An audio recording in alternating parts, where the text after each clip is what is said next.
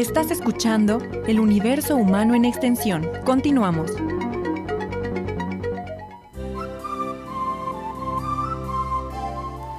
Bien, ya regresamos, estamos en su programa El Universo Humano en Extensión. Está con nosotros Américo Fernández hablando de filmografía de la Revolución Mexicana. Y entonces nos quedamos comentando antes de salir al corte sobre las primeras filmaciones, digamos ya por contrato, como fue la de Francisco Villa. ¿Comentabas tú algo, Zaida? Sí, así es. Quiero enviar un afectuoso saludo a nuestro compañero Ernesto Ortega. Él es el titular del programa de Manchester a Guadalajara. Nos acaba de marcar para felicitarnos por el programa. Recuerde, 104.1 de Manchester a Guadalajara todos los jueves a las 6 de la tarde. Él pues habla de diversos temas, sobre todo en el ámbito de la música internacional. Pues yo me permito también enviar un cordial saludo a Giovanni de la Peña, quien el día de hoy, a las 5 de la tarde, inicia su programa. Una gran producción, van a ver ustedes qué calidad. Esto cumple con la función de divulgación cultural y científica de la universidad. Américo, continuamos. Bueno, pues el horizonte de los caudillos volvió a la Cámara y a su portador los elementos esenciales de la saga revolucionaria.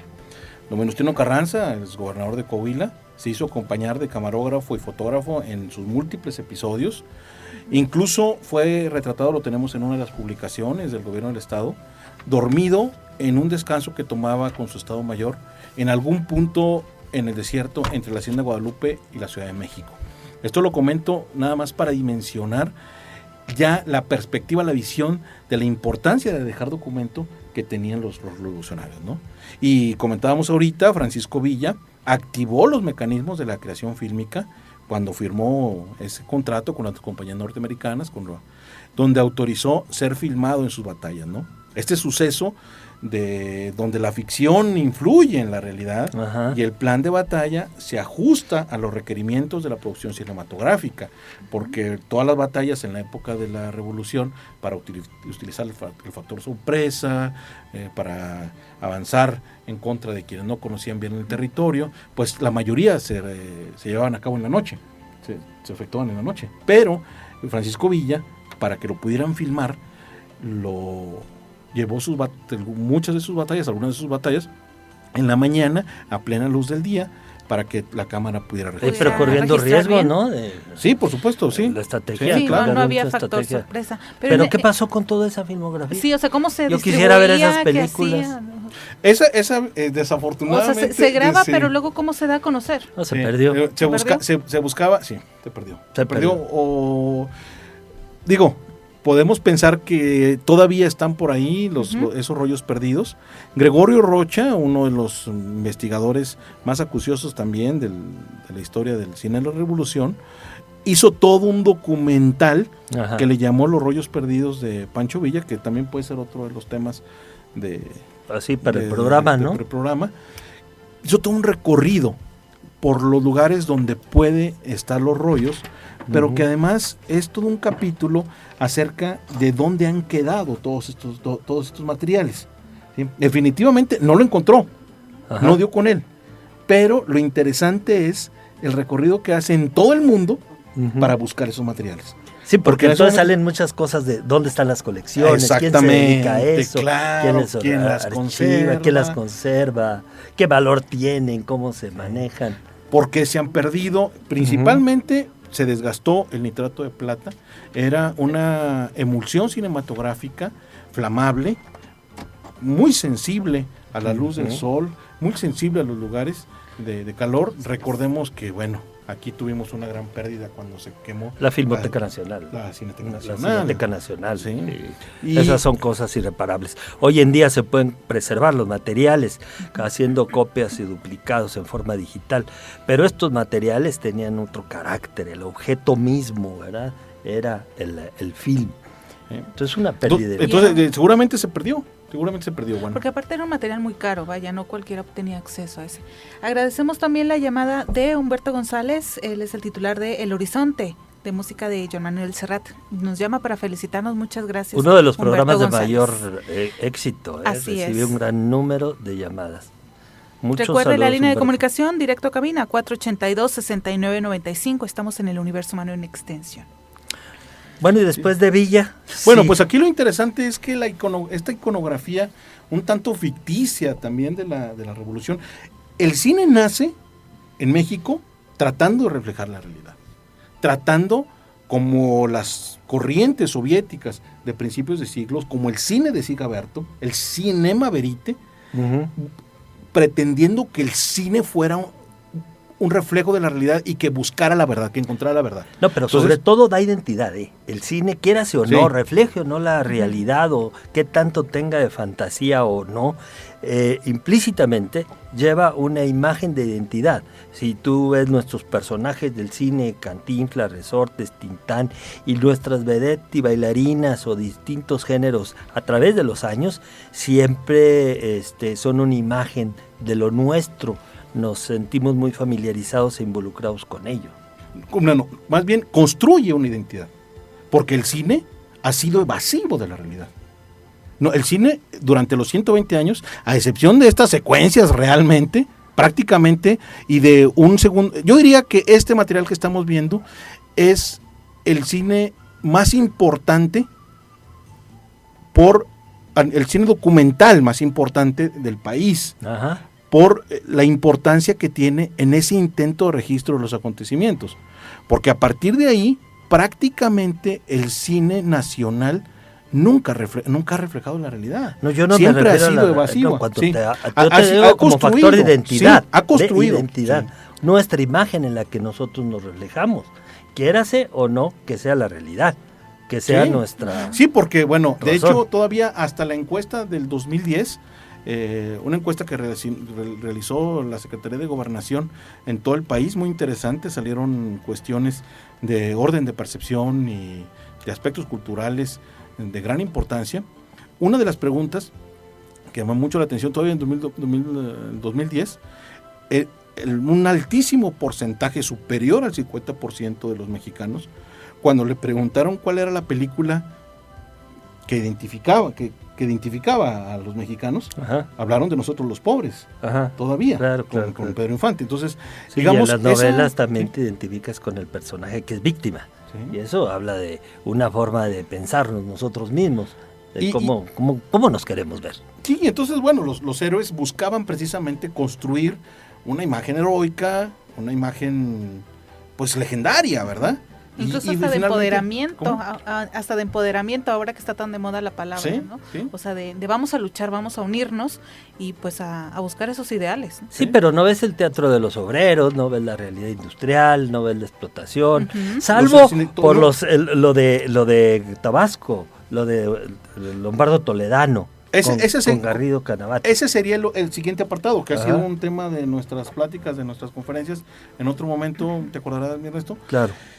Esta vertiente del cine de Garrido Canaval, donde fue un laboratorio del socialismo y que precisamente Lázaro Cárdenas, en el segundo periodo de la gobernatura de Garrido Canaval, porque Garrido Canaval estuvo en dos periodos, Ajá. en el segundo momento, en el 30 y tantos, Garrido Canaval hizo todo un laboratorio de la revolución al llevar la escuela activa, al intentar aplicar las corrientes de la escuela de Freire, de la escuela de liberación. Sí, pero de una Al- manera casi utópica, y es increíble, y solamente a través de estos documentos o documentales se puede observar el extremo en el que se vivía esa realidad social comunitaria, porque no es lo mismo leer en los textos como ocurrió aquel periodo de ver, por ejemplo, a los niños cuando iban a hacer su educación, no estaba en las aulas, su educación estaba en el campo. Entonces, para enseñarlos a contar, les enseñaban a contar las brechas o la siembra, o contar el Sí, tiempo papas, que trabajaban, o, las papas, pero luego también como la separación con el clero dominante es muy radical, al grado, por ejemplo, de destruir las imágenes sagradas, ¿no? Cristos que están rompiendo con mazo los niños. Sí. Vamos, ese segundo material, al intentar dejar un registro del cambio, vemos imágenes que definitivamente no podríamos ver en la televisión, que no podríamos llegar a ver en ningún circuito comercial de cine, Uh-huh. y yo creo prácticamente ningún cine club. Tú lo recordarás en aquella No, conferencia. yo no conozco a nadie que lo haya visto fuera de las presentaciones que tú nos hiciste. ¿Sí? Que fue cuando prácticamente pues en un ritual bastante, todavía nos parece estremecedor, niños, familias enteras se dedicaban a demoler imágenes cristianas, religiosas. imágenes religiosas, a tumbar imágenes, incluso cuadros, templos, templos, capillas, para sustituir los espacios por escuelas, por centros de educación, por centros de formación. Marchando, jugando, se metían a nadar diariamente con una disciplina casi militar, pero también con una forma de vivir comunitaria y compartida, ¿no? Qué lástima que no se hayan podido retener imágenes, por ejemplo, como las de Vasco y Quiroga en Michoacán, cómo hubiera sido la vida cotidiana o cómo pudieron haberse vivido los tiempos en comunidades también aisladas de nuestro país. Pero bueno, sabemos que es a partir de la Revolución Mexicana que se conservan ya estos documentos. El otro material también que, digamos, yo vería muy importante en tercer nivel, en tercera importancia, del Garrido Canaval como una segunda posición muy cercana a de la Revolución Mexicana, es todo lo que se filmó, que así como no hemos visto el de Canaval, tampoco hemos visto todo lo que se filmó durante el 68. Ese es otro tema. Bueno, pues vamos entonces si quieres a platicar sobre eso regresando de nuestro tercer y último corte, Zaida. Así es, continuamos en el Universo Humano en Extensión. Recuerde, 482-6995. Continuamos. Estás escuchando El Universo Humano en Extensión. Continuamos.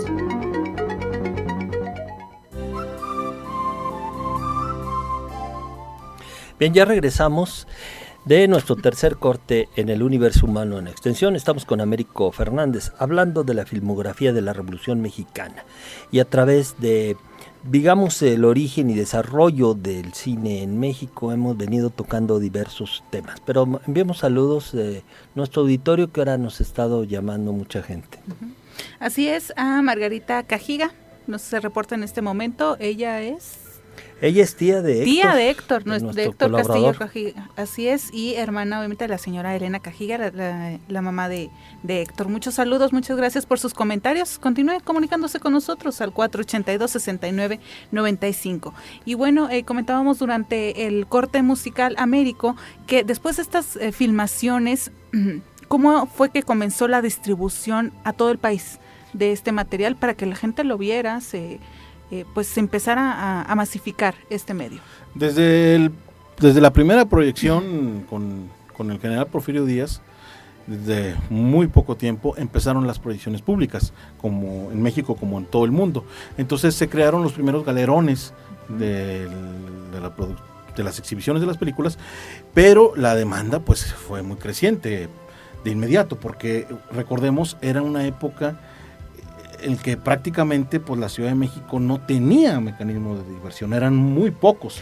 El concepto de tiempo, había una sensación de aburrimiento muy grande. Incluso, a ti que te interesa mucho el tema, mi Ernesto, hubo una ola de suicidios a principios del siglo XIX en la Ciudad de México por aburrimiento, porque las personas no tenían expectativas de vida, la vida era muy común. Incluso precisamente la revolución vino a darle un hálito a la concepción del cambio, ¿sí?, de los movimientos radicales. Nosotros ahora ya con los estudios posteriores, los diferentes trabajos historiográficos, la gran riqueza que hay sobre la historiografía de la Revolución Mexicana, evidentemente que tratamos de darle una estructura, un cuerpo historiográfico.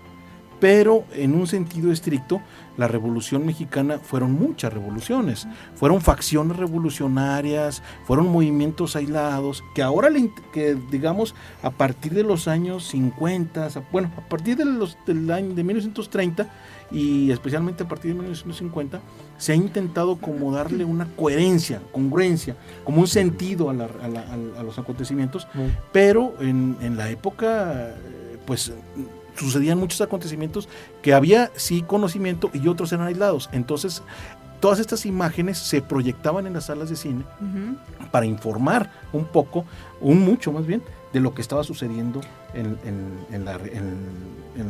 las batallas, en los acontecimientos. Sí, pero muy rápidamente toma una función recreativa y bien te refieres a que no había muchas formas de entretenimiento. Existían las carpas y creo que sufrieron por esto un desplazamiento, el teatro, estas audiciones, porque incluso el propio cine, estas primeras salas no son suficientes, entonces empiezan a hacer lo mismo que las carpas, una especie de gira, ¿no?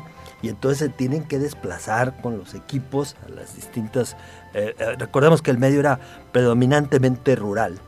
Iban a las rancherías, presentaban sus exhibiciones, un poco sustituyendo el espectáculo tradicional que estaba en la carpa o en el circo, donde las compañías se desplazan. Y este tipo de difusión todavía permanece hasta hace algunas décadas con las caravanas de artistas. Siempre ha habido movilidad en este tipo. Yo creo que hasta muy recientemente, en la segunda mitad del siglo pasado, se establecen definitivamente en salas, creo yo, y luego a partir de ahí viene otra parte muy triste que tú ya nos has comentado, que es la monopólica, y donde nuestro cine ya no es expresión nacional. Un 10% de las películas se exhiben en las salas, y eso casi por obligación legal, si no ya hubieran desaparecido, y estamos obligados a ver a través de unas cuantas cadenas una serie muy limitada de películas en estreno, porque esas son las que están en el mercado, y esto del capital, así es su historia. Sí, ha venido en debacle, definitivamente que se ha ganado el imperialismo después de la Segunda Guerra Mundial. Norteamérica asienta su dominación ideológica, comercial, principalmente de los medios y del cine en particular, en nuestro país y en general en todos los países latinoamericanos y en el mundo entero. Es todo un producto que busca un posicionamiento muy específico, con valores ya muy concretos, con elementos adocenados, con fórmulas ya sobreutilizadas, en las cuales los auténticos conflictos, los problemas sociales, pues están fuera de la pantalla, ¿sí? En México, pues durante 120 años del cine han estado fuera de la pantalla, pues prácticamente todos los grandes temas nacionales. Bueno, ahora hay como que un repunte, ¿no? De repente, con las películas nuevas que ya hablan de crítica social o política, ¿no? Sí, pero Gran Dictador, etcétera. Fueron películas que se filmaron, por ejemplo esta que filmó Charlie Chaplin, pero mira, por ejemplo, durante los 120 años del cine hay muchos movimientos armados que no han estado en la pantalla. Estos son algunos. La Revolución es un movimiento armado muy concreto que ha sido de importancia nacional darle un sentido. Pero las luchas de los obreros, totalmente fuera de la pantalla y de la televisión. De los campesinos, igual. El tema de la corrupción sí, porque es más mediático, ¿no? De los abusos de la imagen del diputado. Incluso los temas sobre todo del Holocausto, que ahora también están como que retomando, hay muchas películas sobre esa temática, obviamente que no se trataron en su momento y no estaban reflejadas por ningún medio, ¿no? En el caso del Holocausto es un punto muy interesante, porque precisamente la propia comunidad judía lo ha recuperado, la comunidad judía que tiene un control de los medios, que tiene fuertes capitales en Hollywood, que prácticamente son los dueños de Hollywood, pues han dado precisamente esa nota, la han explotado para reconstruirse, para fortalecerse como comunidad. Pero, por ejemplo, toda la persecución que durante mucho tiempo los judíos han tenido con los palestinos, por ejemplo, ellos, esas no están fuera, porque evidentemente que no las va a impulsar el propio capital, ¿no? Pero aquí en México, digamos, todo el desarrollo del sindicalismo, todos los problemas del sindicalismo nunca han estado en la pantalla. Quedan de lado. Todos esos aspectos de la discriminación, el racismo extremo, las comunidades indígenas. ¿Acaso algo de la migración? Violencia, algo por recientemente, ahí. recientemente. Ahora con la dictadura sí. perfecta, un poco de crítica social, etcétera. Estamos viendo cierto repunte, Uh-huh. pero siguen habiendo temas, digamos, tabús, ¿sí? Digo, esto que estamos comentando ahorita del gobierno socialista, Uh-huh. de las posiciones anticlericales, ¿verdad? Pues tampoco, ¿verdad? La movilización de guerrillas Uh-huh. en la Sierra de Guerrero con Lucio Cabañas, pues digo, solamente tenemos un Lo del producto. ZLN, ¿verdad? No, estamos muy... Bueno, nos quedan claro. 37 segundos y medio para despedir, así es que Solo si 24 quieren... para los 24 cuadros de Américo. Y Su ya nos comentario llevamos final. 5, así es de que para despedir a nuestro auditorio, Américo, un último apunte muy breve. Pues yo quisiera que todo este trabajo documental de los grandes maestros de la riqueza histórica que tenemos, de los hermanos Alba, Toscano, y esta recuperación que hizo Aurelio de los Reyes, pues sea motivo para recuperar nuestro cine. Y sobre todo para que como lo creyeron los primeros cineastas, como lo creyó Sigaberto y los primeros realizadores, el cine sea verdaderamente un medio más eficaz de la humanidad para conocer la verdad. Bien, pues nos despedimos y yo a propósito de este tema les sugiero que en vez de procurar hacer realidad sus fantasías, traten de hacer fantasía su realidad. Y Muchas gracias por su atención. salud y vida.